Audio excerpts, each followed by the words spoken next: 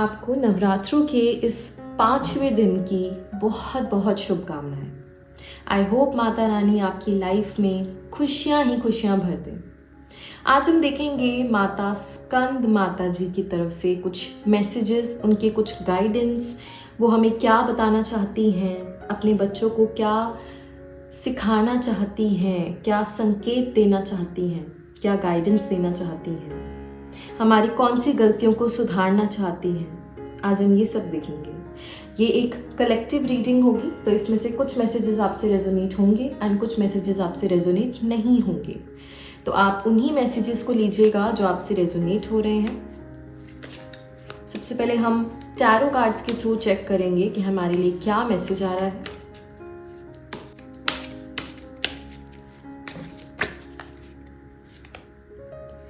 Oh wow, we have King of Cups.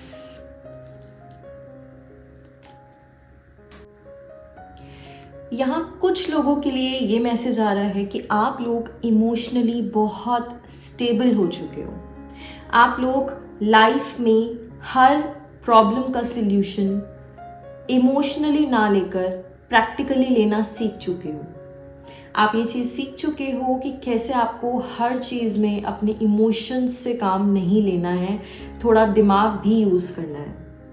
आप उस authoritative position पर पहुंच चुके हो जहां आपको बहुत दुनिया की समझदारी, दुनिया की समझ हो गई है। ठीक है, आप उतने समझदार हो चुके हो। और वहीं कुछ लोगों के लिए जो अभी तक ऐसे नहीं हुए हैं, उनके लिए यही मैसेज है कि अगर कोई भी प्रॉब्लम आती है आपकी लाइफ में, या अभी भी अगर कोई प्रॉब्लम चल रही है, तो इमोशनली ना सोच कर ना थोड़ा सा मेंटली और प्रैक्टिकली सोचो। ठीक है, दिल नहीं लगाना है आपको ज़्यादा, आपको थोड़ा सा दिमाग लगाने की ज़रूरत है।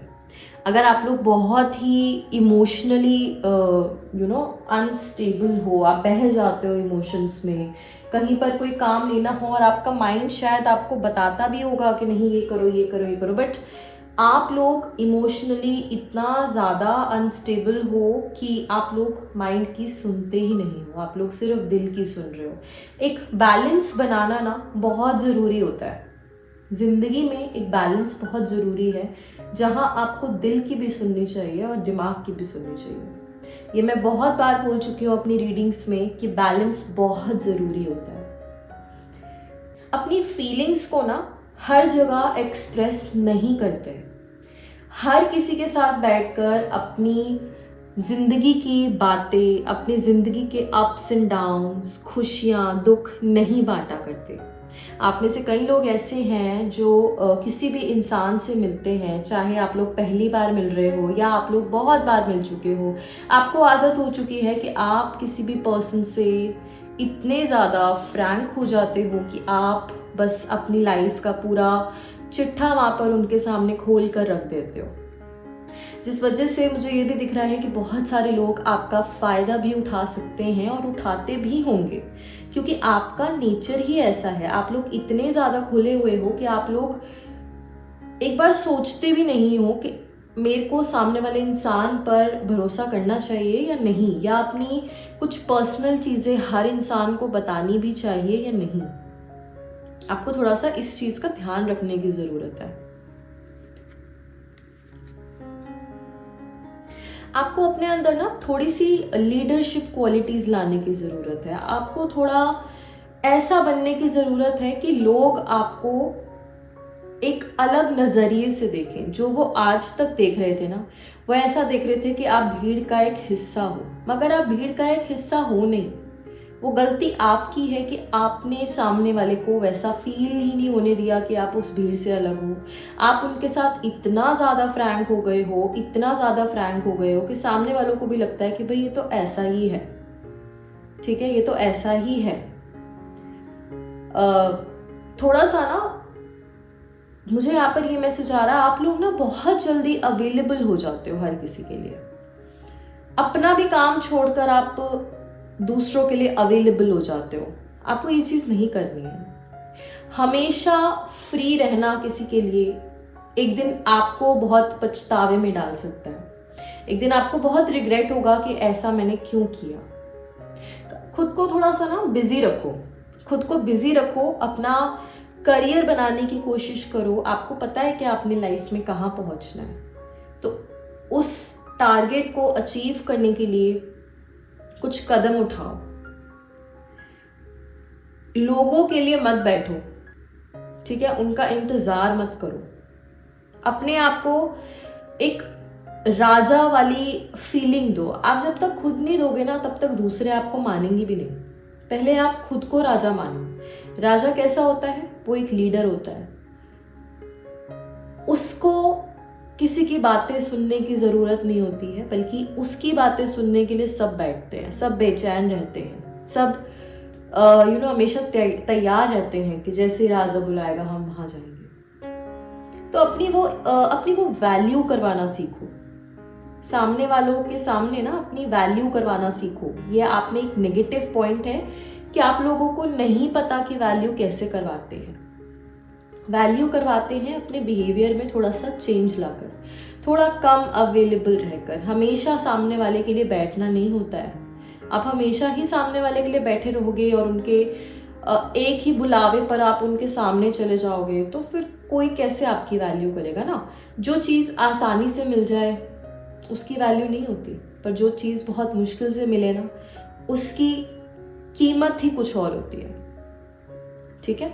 तो ये थोड़ा सा आपको ध्यान रखने की ज़रूरत है। ये यहाँ पर एक मैसेज आ रहा है कि थोड़ा अपने आप को वो वैल्यू दो।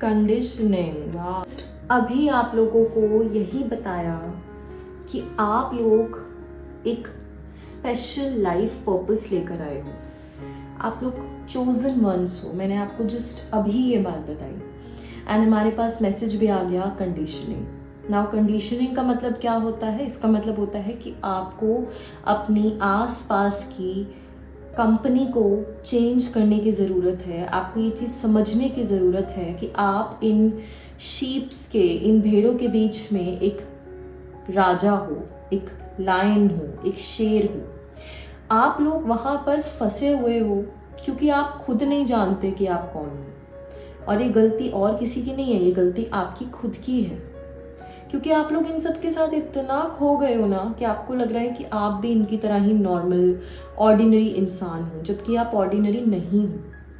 आप लोग कुछ स्पेशल लाइफ पर्पस लेकर आए हो। See king and here you are the king of the jungle. यहाँ पर भी लायन आया है, that means you are a king.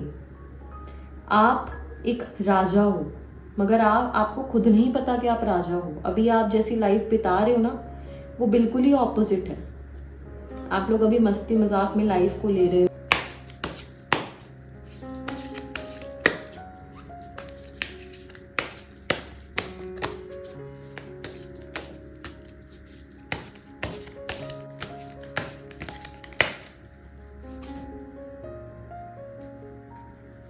Surrender to the divine.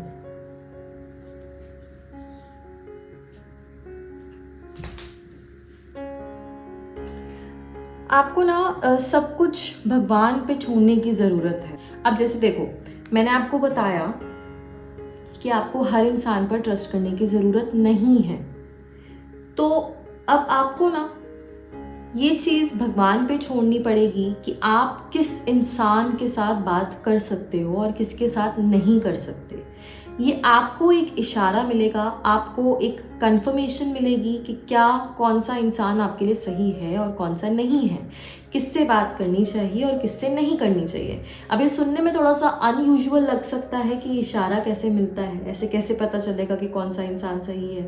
But trust me, आपको खुद अंदर से एक आपकी जो इनर वॉइस है ना, वो आपको बताएगी कि ये इंसान ट्रस्टवर्दी है, इससे बातें शेयर करो। क्योंकि हम बहुत सारी बातें अपने मन में अगर रखते रहेंगे ना, तब भी दिक्कत होती है, हेल्थ प्रॉब्लम्स हो सकती हैं। तो एक्सप्रेसिव होना कोई बुरी बात नहीं है, एक्सप्रेसिव होना चाहिए, बट सबके साथ एक्सप्रेसिव होना गलत है, सबको अपनी हर बात बताना गलत है। तो ये आपको डिसाइड करना है कि आपने किससे बातें करनी। उसके लिए आपको यूनिवर्स पूरा सपोर्ट करेगा। यूनिवर्स आपको कुछ ऐसे साइंस देंगे कि हाँ आपको इस इंसान से बात कर लेनी चाहिए, इस इंसान को आपको चीज़ें शेयर कर लेनी चाहिए। अब ये जो वॉइस है ये मैंने बता दिया, आपको खुद से ही फील होगी, अब कोई सच में आकर तो आपको बताएगा नहीं, ये आपको थोड़ा सा खुद देखना पड़ेगा। ठीक है, तो यहाँ पर थोड़ा सा एक मेडिटेशन का भी हमें आ रहा है। अपने साथ तो बैठना ही है, साथ ही साथ अगर आप मेडिटेशन भी कर पाओ तो आपके लिए बहुत बढ़िया रहेगा। जितना आप एकांत में बैठोगे और मेडिटेट करने की कोशिश करोगे, भगवान से जुड़ने की कोशिश करोगे, आपके लिए बहुत अच्छा रहेगा। और इस शुरुआत के लिए नवरात्रों से बेहतर कोई दिन हो ही नहीं सकते। तो अगर शुरू करना चाहते हो तो आज से ही करो। A personal issue reaches resolution. अगर कोई भी इशू चल रहा है आपका, कोई पर्सनल इशू, रिलेशनशिप में कोई इशू, या कुछ भी आपकी फैमिली में ऐसा कोई इशू हो जिससे आप लोग बहुत परेशान हो, आपकी लाइफ बहुत डिस्टर्ब्ड है, तो उसका जो सोल्यूशन है ना वो बहुत जल्दी आपको, वो सोल्यूशन आपको बहुत जल्दी मिलने वाला है। वो भी सिचुएशन थी ना, ये आपको टेस्ट करने के लिए, आपकी पेशेंस को टेस्ट करने के लिए यूनिवर्स ने आपके लिए एक चैलेंज भेजा था। एंड आई कैन सी कि उस चैलेंज को आप जीत चुके हो या जीतने वाले हो। और इसमें आपकी फैमिली का काफ़ी सपोर्ट रहेगा, तो जितना हो सके ना अपनी फैमिली के साथ बैठने की कोशिश करो और थोड़ा ना खुश रहो। सिचुएशन जैसी भी हो थोड़ा खुश रहने की कोशिश करो, क्योंकि आप जब खुश रहोगे ना, अगर आप वो पॉजिटिव एनर्जी बाहर निकालोगे तो वही अट्रैक्ट भी करोगे। ठीक है, अगर आप हमेशा ही ऐसा मूड बनाकर और ऐसी शक्ल बनाकर बैठे रहोगे तो आप फिर अट्रैक्ट भी वही नेगेटिव एनर्जी करोगे। तो आप क्या अट्रैक्ट करना चाहते हो, ये चीज़ आपको खुद डिसाइड करनी है।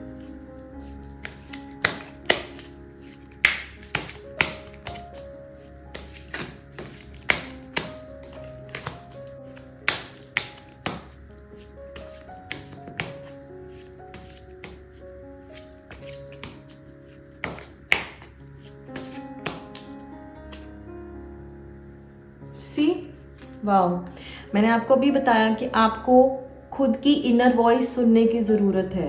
आपके लिए कौन सही है, कौन सही नहीं है, आपको क्या करना चाहिए, आपको क्या नहीं करना चाहिए, ये आपकी इनर वॉइस आपको बताएगी। और यहाँ पर भी यही मैसेज आया है, लिसन टू योर इंट्यूशन। अपनी इंट्यूशन को सुनो, आपकी इंट्यूशन बहुत स्ट्रॉन्ग है। आपको जब भी कोई डाउट होता है ना, तो आपके अगर आपने कोई क्वेश्चन पूछा था तो उसका आंसर भी आपके लिए यस आ रहा है। अगर आपको कोई डाउट होता है ना कभी भी कि मैं ये चीज़ सही कर रहा हूँ या नहीं कर रहा, तो दूसरों के पास जाकर अपनी प्रॉब्लम्स को शेयर करने से बेहतर है कि थोड़ी देर खुद के साथ बैठो, खुद से बात करो, और आपको आपकी इंट्यूशन ही जवाब दे देगी कि आप सही कर रहे हो या नहीं कर रहे। और अगर नहीं कर रहे सही, अगर कुछ सही नहीं कर रहे तो उसको सही कैसे करना है। जैसे आप लोग इन्हीं सिचुएशंस के लिए दूसरों के पास भागते हो ना, सब कुछ शेयर करने के लिए, तो वही यहाँ पर मैसेज मिल रहा है कि सबसे शेयर ना करके खुद तक रखो, खुद से शेयर करो, क्योंकि आपकी इंट्यूशन इतनी स्ट्रांग है कि आपको खुद ही मैसेजेस मिलेंगे, आपको खुद ही आपकी जो अंतरात्मा है ना वो आपसे बात करेगी, आपको बहुत कुछ बताएगी कि आपको किस रास्ते पर जाना चाहिए, कहाँ आप गलत जा रहे हो, कौन इंसान आपके लिए सही है, कौन इंसान आपके लिए सही नहीं है, कौन सा करियर आपके लिए बेटर है, कौन सा करियर आपके लिए बेटर नहीं है। ठीक है, so that's it for you. I hope ये रीडिंग आपसे रेजोनेट हो। I will meet you in the next reading. Till then, जय माता दी।